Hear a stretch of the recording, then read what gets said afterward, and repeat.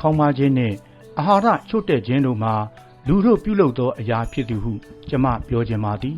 စေယုံကြီးများနှင့်ဓာတုဗေဒအခြေပြုစိုက်ပျိုးရေးစနစ်ထဲတွင်မပါမဖြစ်ဒီဇိုင်းဆွဲထားပြီးသောကရိယာအစိပ်ပိုင်းတစ်ခုဖြစ်ပါသည်သို့သောငတ်မို့ခေါင်းပါခြင်းတစ်ခုတည်းသာဒီဇိုင်းချနိုင်သည်မဟုတ်ပါလူသားတိုင်းအတွက်ကျန်းမာခြင်းနှင့်အာဟာရပြည့်ဝခြင်းတို့ကိုလည်းအစားအသောက်ဆိုင်ရာဒီမိုကရေစီ Food Democracy အားဖြင့်ဒီဇိုင်းဆွဲနိုင်ရမည်ကျမတို့အားထက်ခါတလဲလဲပြောနေသောစကားများရှိသည်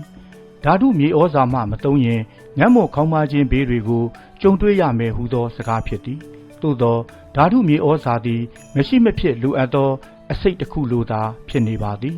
ဓာတုမြေဩဇာသည်မြေကြီး၏ဩဇာဓာတ်ကိုဖျက်ဆီးခြင်းအပြင်စားနပ်ရိက္ခာဖူလုံမှုကိုချိန်ချောက်သည်